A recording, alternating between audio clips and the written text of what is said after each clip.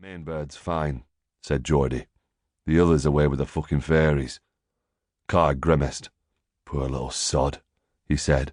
She saw her husband shot on that beach. Aye, said Skelton. I'd like to kill them wankers all over again. He turned south, scanning the horizon. So what we doing? He said. Losing Fred and having them fuckers to the north make it a bit complicated, eh? I'm not going north, said Carr. I was hoping you'd say that, man, said Geordie. That means the heli's out, said Carr. Too far, even with extra tanks. You're not thinking of driving back to the border? No, I'm going to get us a plane.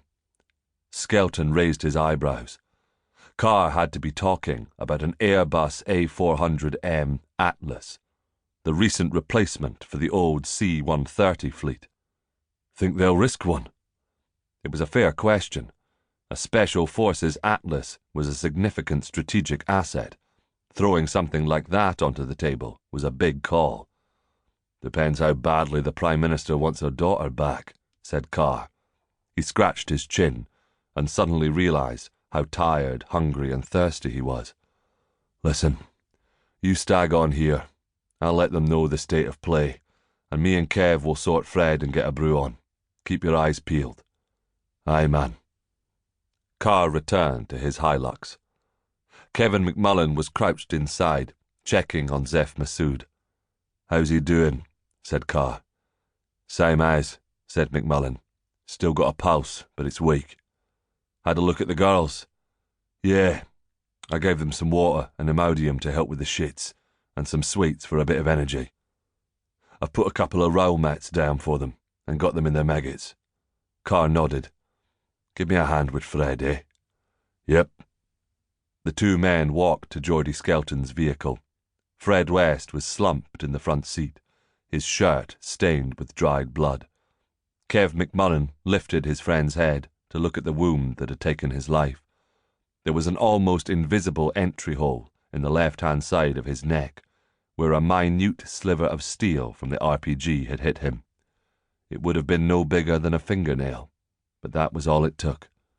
Both McMullen and Carr had known men who had survived multiple gunshot wounds, traumatic amputations, horrendous burns, and others who had been killed by a single tiny piece of shrapnel just like this.